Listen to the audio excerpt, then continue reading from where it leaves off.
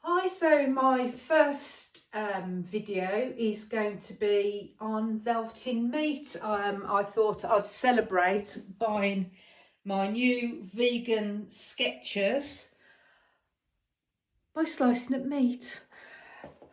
Had to get Skechers because I'm on my feet all day doing cooking in the kitchen, so need a bit of support. So like I said, I'm going to celebrate my new vegan shoes by Velveteen Beef. This is a process that blew my mind, that it took me X amount of decades to learn about.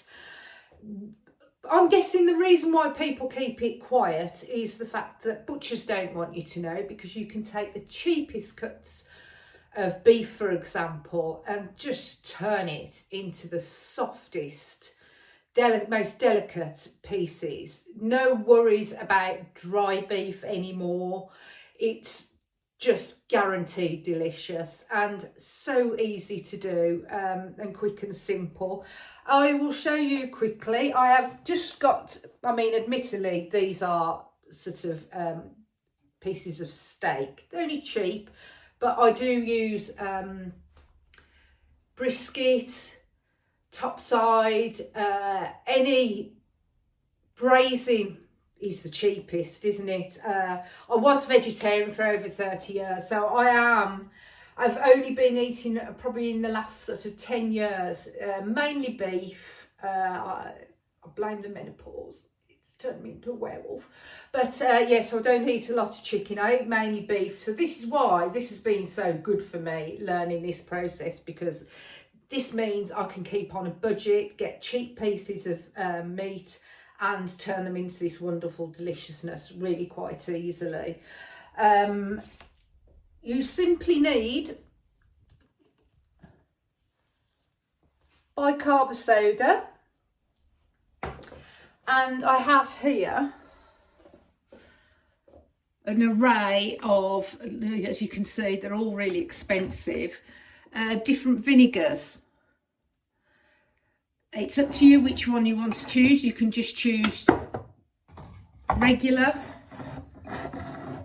apple, depending what flavours you're going to go for. I'm going to go for something, I'm going to turn this meat in for my meal later into something a little bit sort of spicy. So I might want to give it a bit of a deeper flavour.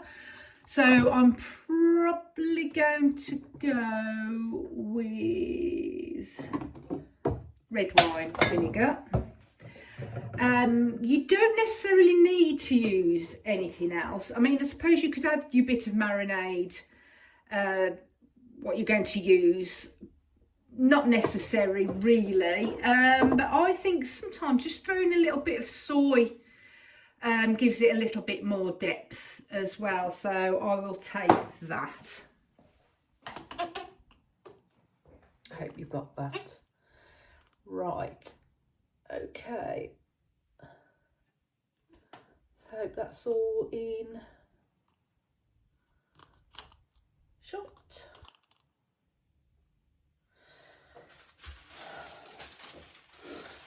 Just going to use my gloves because I still get a bit funny over it. Feel and handling meat. So this is going to be for 2 people. They say really you don't need to cut it into sort of small chunks as such, but I would say, you can see that I'm going to cut this into strips.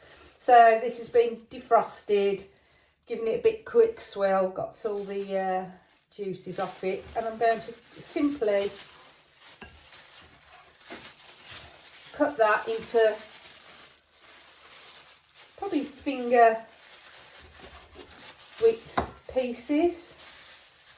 Like I said, this isn't a bad cut of meat. Please try it on the cheapest. It will just astound you, honestly. Like I said, why people don't talk about this, or do, advertise it more or show it more. I did actually see it on Saturday Kitchen, someone mentioned it once, but that is like the first time sort of ever. Love that programme. also want to be on Saturday Kitchen one day. Oh, that's one piece done.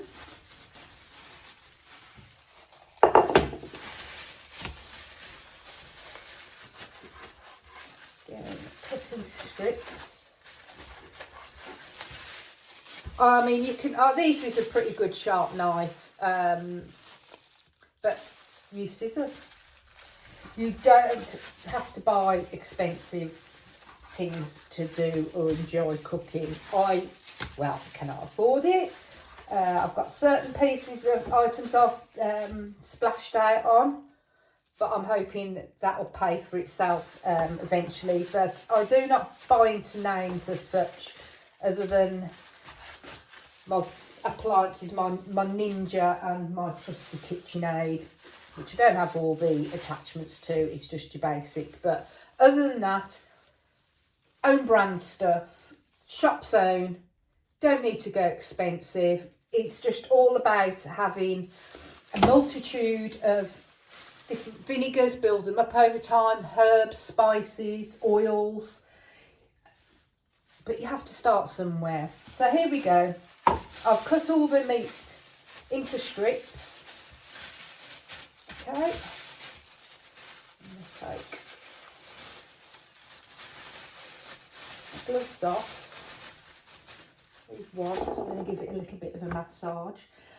I do everything by eye, which probably makes my recipes, to put them down, a bit of a nightmare. I don't like following recipes. I just go with my instinct every time, and my judgment by eye of how much something is needed. They say basically about a teaspoon if you get a recipe and Google it. So I'm just going to do enough just to sprinkle lightly over, and I think that'll be enough.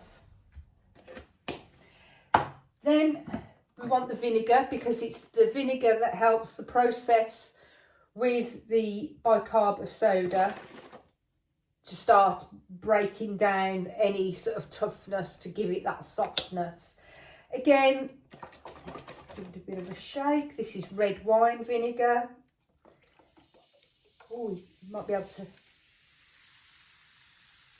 hear that fizz. So it's setting off the action. That's it, probably enough. You don't want to drown it. Like I said, I'm also going to put a bit of soy in, because I just find it works. It helps with the depth of flavour. And I'm going to give it a massage. Get it all covered. Give it a good squeeze. See, that was nothing tricky, nothing that you have to overthink. All I'm going to do with that now is cover it, pop it into the fridge. Now, minimum an hour, I'd say. The longer you can do it, the better. Always is with any kind of marinating or wanting some meat or anything to absorb anything really.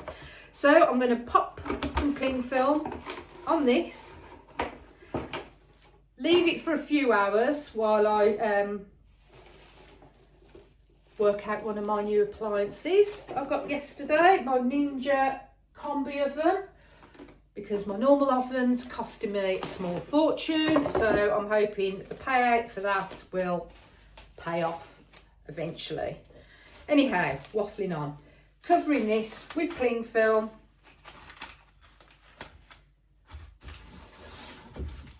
Like so. I'm going to pop it in the fridge.